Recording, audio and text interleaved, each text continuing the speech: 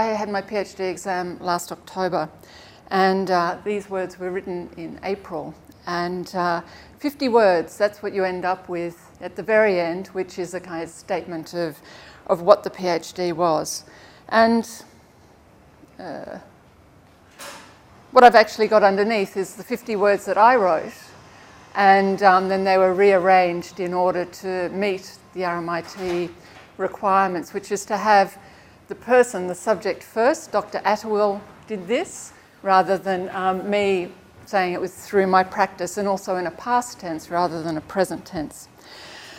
What I want to talk about today very quickly, I sort of wonder if I'm an exemplary model of presentations in terms of some of the discussion yesterday. But I think in a way, yes, because it will show that every PhD is a singular production, which was some of the things that were discussed yesterday.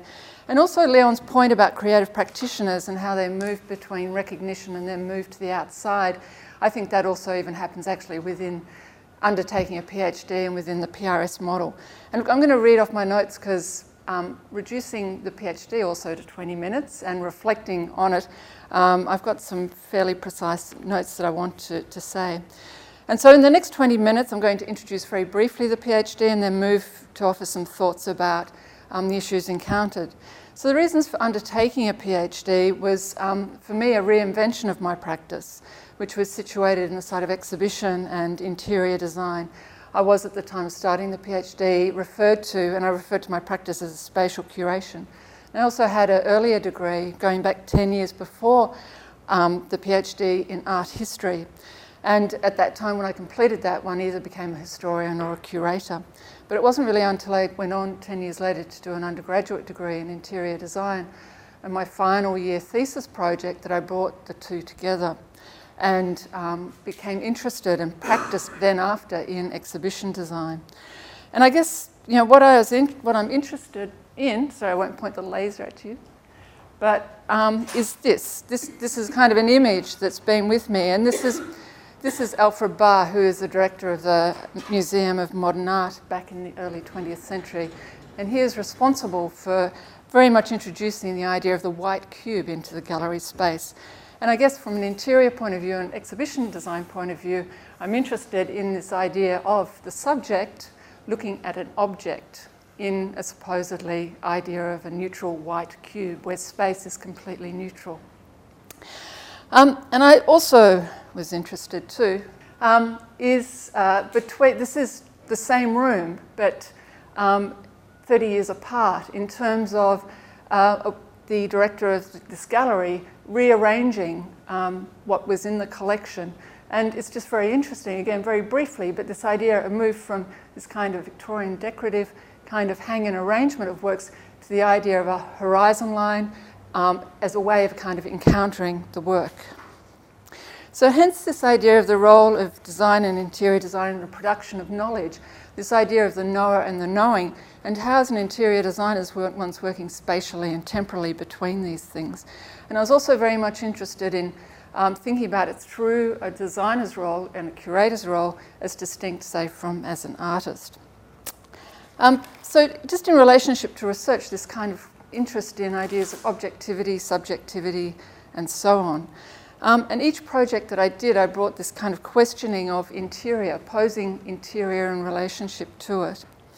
And with my art history background, when I started the PhD, I'd just become an academic within RMIT. Before that, I'd taught sessionally for quite a long time. I had a practice as an artistic director at Craft Victoria and so on. So, this kind of, for me, this relationship between history, theory, and practice is really very much part of my practice. And, I spoke of design history more as like history design. So there was this issue around the question of interior, and then also in relationship to interior design practice, how often interior is thought of as an enclosed space, and interior design as a practice of addressing existing conditions. And this was something else that my practice was addressing, this idea of interior as sort of boxed and kind of an already given space. And then the other thing, and I was thinking yesterday, it's a bit like these kind of three poles, I guess, that Leon was mentioning, although I've never sort of really identified them as such. But there was just my experience as an interior design student and the very dominant phenomenological model that was, as a theoretical framework, that was kind of implicit throughout my education. So people like Bachelard, Pallasma, Eliasson, very, very strong references, and also a particular way of then understanding the past. And dare I say it, you know, Deleuze was important for me also. And in fact, you know, I've been reading Deleuze since 1984, way before I even thought I was even interested in interior design. I wasn't in nappies, you know, I was in my early 20s, but, and I'm not saying that to kind of say, well, you know, now, you know, I'm an expert in Deleuze, far from it. Every time I read him, it's like reading him anew because it's always in relationship to a project. And I guess, you know, I wanted to bring this interest and his position, which I was increasingly becoming aware of in relationship to interior design, where he dismisses very strongly any idea of interiority. And interiority was becoming kind of, and has become a kind of catchphrase a little bit in interior design during the PhD. So there's very much his critique of phenomenology as well that I was interested in. And I guess, you know, this is an early exhibition design that I did in 1995, where I really experienced the effect of, you know, I'd read this text on anti-Platonism and production written by Paul Patton with reference to Deleuze. And it really sort of impacted on a way of thinking about the designing of this exhibition. And this became quite a seminal exhibition for jewellery and metalsmith, the kind of culture of that. And it's still referred to as an important exhibition in terms of that.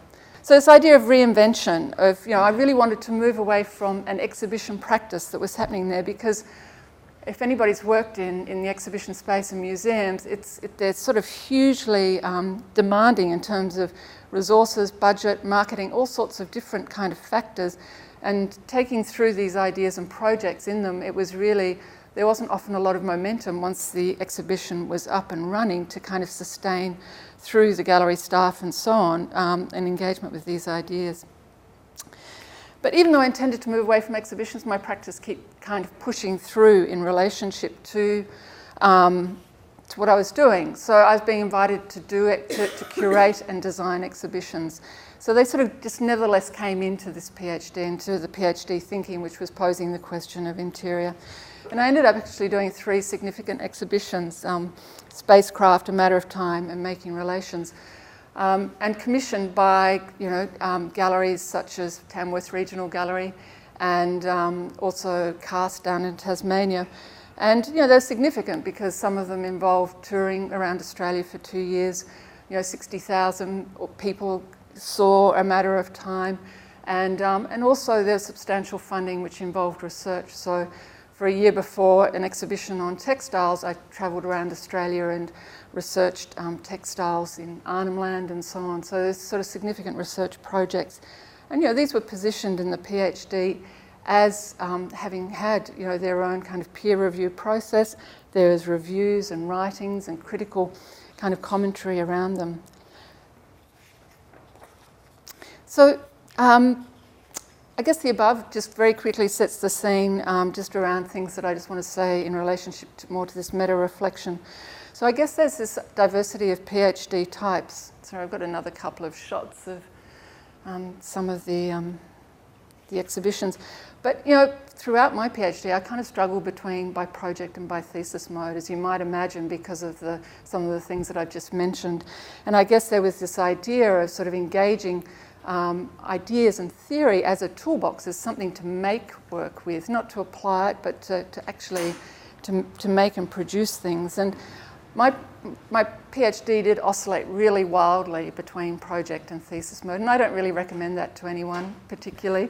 And even in my, you know, my penultimate, you know, I was presenting it as a thesis, and then sort of, you know, Leon had a word with me after, and it sort of went back to by project. And I'm very grateful that it did, because in the end, you know, it is by practice, in the sense that the ideas, the way of thinking, the way of positioning is for it to be understood by practice. Once it flips over into thesis mode, one's kind of caught up with a kind of different conventions as well. You know, this idea of sort of contextualizing the knowledge and positioning it in a particular way. So I don't have any regrets there, but I do recommend that you just kind of don't, and Pia could perhaps add to that as well, because I know that she had some of the things. I guess one of the other struggles that I had is I don't really make any artefacts or objects. As a curator, I'm working with other people's objects and artefacts. And for me, the exhibitions very much became vehicles for thinking through this PhD. And I guess the research was also speculative, much more speculative than reflecting back on an existing body of work. In this sense, the exhibitions were these places for experimentation, not to kind of document and embody what was being done or to disseminate the thinking, but rather I'd do them and then gather them up, and it was this idea of doing as thinking very much, that where intelligence comes after. So I guess in a way I was conscious too of with the project mode where you have an exhibition at the end. It wasn't to be an exhibition of exhibitions, because my main focus with my PhD was around this question of interior. So I did have a title that I just stuck with stubbornly for the whole time, and it was called An Interior History. And this idea of bringing interior and history together in a practice mode. And every presentation I made, I always got, the designers thought it was a terrible title, and the historians thought, well, what I was doing wasn't history. So, I had a title that I was grappling with all the time, but I stuck with it stubbornly right up until my last PRS, when I had to present it, and I retitled it as, Interior, Practice of Interiorizations, Interior Design. And I do find, though, that this title, An Interior History, is still with me. And, hearing Marcelo speak yesterday and Leon as well, I can sort of see where I was pushing these ideas too, but it wasn't appropriate for in the end, for the PhD. It's like Leon was saying yesterday, this idea that you have or maybe it was you have the research, and then there's this kind of drilling down with, I think, Leon's metaphor, or you make a sonata, out of the research. And so in a way, an interior history is part of this larger research. I guess the other thing was also, working with Deleuze and getting up and presenting at PRSs, and a bit like the title, visiting philosophers or at the PRS, and they'd say designers shouldn't be doing philosophy, and you'd be going, oh, okay, sorry, but still really, and feeling like really clumsy and clunky with it. And the problem with Deleuze is he always gets mentioned, in relationship to this kind of theory practice thing, and I think he's mentioned yesterday. And there's this sense of him being really fashionable as well, and so you feel like you're just kind of on this fashion kind of. Well, nothing wrong with fashion, but that you're just on this trend. So it's just how to work with the things that you really feel like are kind of critical to your practice. And I suppose I was just aware that I wasn't really interested in philosophy. I wasn't interested in Derrida or Zizek, so there's this kind of myopic, kind of almost religious kind of interest in Deleuze, I suppose, of just a way that he enabled, his writing enables me to think and to lighten up with certain projects. Another, just something that came up was the difference between thinking through projects and doing through projects and through practice. And I very strongly positioned my PhD as something through practice. It was like following this line of practice through a range of projects. And I guess maybe it was kind of a shift from seeing each project as a sort of, as just something discrete in itself that you test and then move on to the next thing and to the next thing. Instead, it was like sort of following this line of interest and question of interior through it. And I suppose around method, this is methodology, that I tend to think of, a style of practice, and style is one of those words that's kind of difficult because it's kind of being denigrated and associated with a kind of just, applied idea. But rather, I think of a style as a kind of way, something that's idiosyncratic, the way you do things. And that becomes a kind of something that distinguishes your practice. And I think thinking about that is then one way of thinking about what the method is. And for me, this idea of curatorial practice in relationship to an interior design practice of one of selection and arrangement. And within that, I had very specific ideas, which, with curatorial practice, it's often about themes and categorizing work and grouping it. And making a narrative, you know, my kind of method pushed up very much against that, to think about curatorial practice in a very, very different way, dealing with contingency, uncertainty, and coincidence, and just this idea of the production of knowledge through the encounter rather than an encounter with knowledge. The idea of experimentation was also really important, and I suppose one can think of experimentation as this idea of sort of testing and then analysing and experimenting again, you know, scientific model, I suppose. But for me, with the exhibitions as a side of experimentation, it was rather that in the doing of them that the experience then became meaningful. So it wasn't kind of a testing of a hypothesis, but it was through the doing that one understood. And, you know, just a little quote to throw in there: to think is not to be certain, but to believe in the world. And that's just from Deleuze with reference to Ariadne, who also has her encounter with bulls in a slightly different way. The idea of the problematic was also kind of something that shifted my PhD thinking, as distinct from a problem. Design is often this idea of a problem and you solve a problem, but kind of a problematic, and this relates to the research question. The idea, you know, which is always a challenge, science says, you know, once you've got the question, you've got the answer, because, you know, it's how you pose it sort of then invites the answer to it. But this idea of sort of the problematic is something that kind of challenges the practice all the time, and in fact, Deleuze sort of says that an artist, a creative practitioner, only ever has really one kind of challenge in their practice, and the reason why it's so important is because they come back to it time and time again, and it keeps offering up new kinds of projects, new ways of thinking. And for me, you know, this question of interior was very much that. Another important kind of moment was the shift from what is interior to how is interior. You know, I was posing trying to think of what is an interior, and I think with Marcelo's point yesterday, how, you know, the pas de Dieu, and you just end up with kind of, you know, it sort of has a sense of fixing the practice, and you end up trying to define something you actually don't want to define because it's a creative practice. But thinking, and it's kind of obvious in the end, but to sort of go how is you know, how it brings up other questions, questions around sort of the value of something, what it's doing. And there's a very nice kind of quote from Paul Carter, who you may or may not meet.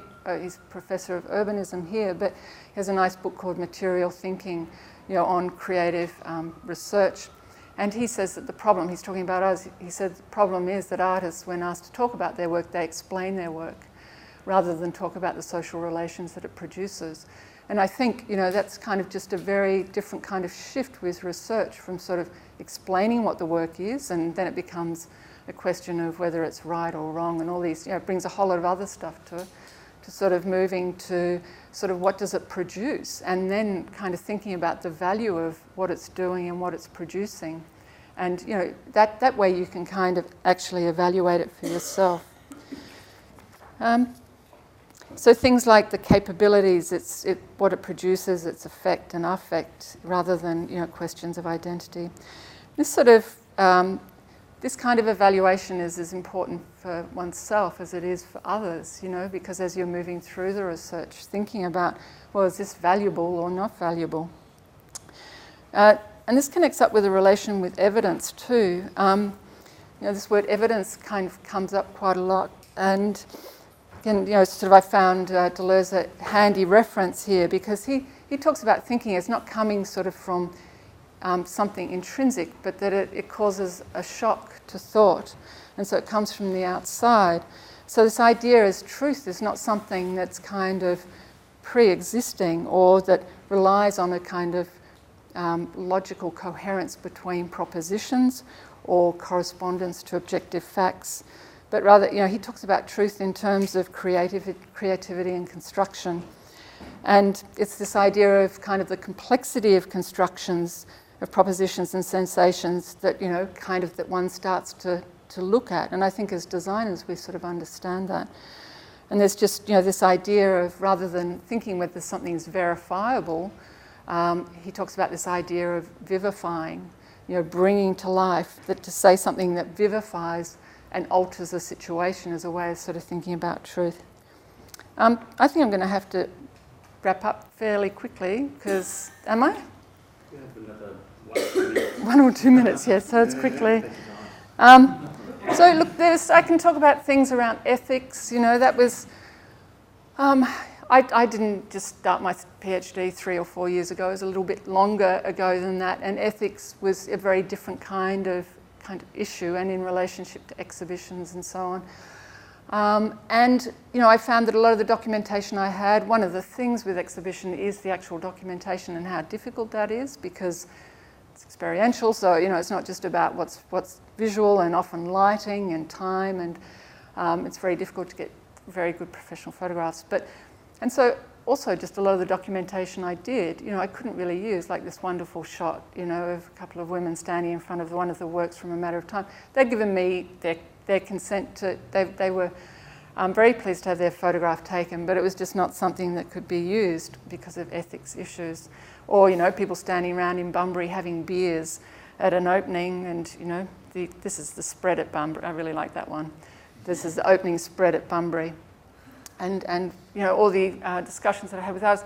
But rather than seeing that as a kind of huge problem, it actually just becomes part of the way and part of the kind of currency of the PhD. It's, you know, PhD is pretty, it's like having a design brief to some extent. You know, it's working. There's not an ideal PhD that you're going to have or to make. It's kind of working within these forces. And I guess just to kind of finish was just that, you know, very much this community of practice that we have here, the PRS, and, you know, me going on about Deleuze and kind of, you know, people kind of talking about Deleuze and all sorts of things. It's really important because, you know, that's the kind of vitality of it, I think. It's not trying to find somewhere where you can just not have these kind of debates and discussions around it. I think consistency between the research practice and its positioning, one's practice, is really important. And this is just some shots from the exhibition that I put together. This is the setup stage, and I think the idea for me was just how to present and arrange the work without being reductive to kind of themes and explanations. I've got a nice looped animation that Ramesh made just of me, you know, just kind of shots that people had taken of me installing or giving floor talks, as you do with exhibitions and so on. My hair's long, and then it's short and blonde, and then it's here and red, and you know, like, I put together this animation of that because for me it was like, well, how do you gather this person, you know, who's changed and all these different kind of projects? And as Leon said, you know, make this kind of sonata, you know, this PhD line through all of that. And I think that it's a very, you know, it kind of requires a certain sensitivity so that it just doesn't become this kind of, you know, you don't reduce it too much, that it's got these kind of ability to continue to flourish and move. And Marcelo's discussion yesterday about history too connected for me with the writing of this document, because you know, I had writing catalogue texts and so on, and also conference papers, and they came into the PhD, so they were written a number of years ago. There were newspaper articles that were reviews and also magazine reviews of the exhibitions. They were brought in. And then there was the writing that happened to bring it all together. So, which kind of had this idea of the present. You know, how you write this stuff is actually a writing in the present, a past that's brought into that. So, you know, there was in the Design Hub. I was the first examination in the brand new Design Hub, sort of first person to kind of pin stuff into the wall, and there was this idea of occupying the middle space. It was very much choreographed and performed. You know, I sort of used these wattle paint samples. There's like 160 different whites in the wattle range, and so this was put on Sean Godsal's Dulux Natural White. And just this idea of the tools and techniques of interior designer, you know, those paint samples, and just to show the complexity of that. Even the idea of mood boards sort of came back in with this. And then there was on the other wall, this is during the setup, a mirror, and everything was at seated height. So what happened was that then with the examination, there was this idea of everyone occupying the middle. And so, the discussion, and I moved over to the mirror, and so it kind of worked the space in this sense. And, I even wore this T-shirt by Six, which has metal, sort of mirror metal reflection on the back. Like, I was hoping people would think that I'd leant up against the mirror and then sort of... So, just kind of ideas like this. And this is Ross Gibson here, who... And I guess this is just perhaps one point to finish on, which was one of the things that afterwards, you sort of relive everything, you go, damn, damn, damn. And he asked me to talk about, this was my submission, and it was in 2 parts, and the idea of it unfolding. And then in it, I actually had the text and images separated because I didn't want the work to become an illustration of the writing. And also this idea of how the writing would be engaged in its own way, and then the examiners would have to rearrange these images that I gave them. And so Ross asked me to speak to that, and I sort of explained it to him, thinking, God, didn't he get it? But I realised later that he's actually asking me to talk to the audience, because there's the exhibition and the written material, and then there's the verbal presentation, and that gets recorded, as Ramesh is doing now. And so, if I had gone into more detail, it would have been actually explaining it to the audience, not just the examiners, and that would have then been on this video, so that others, when they come back to see it, would understand it. Oh, and that's me looking a bit tired. Get an early night before your presentation. So, yeah, I think I'll finish there. Thank you.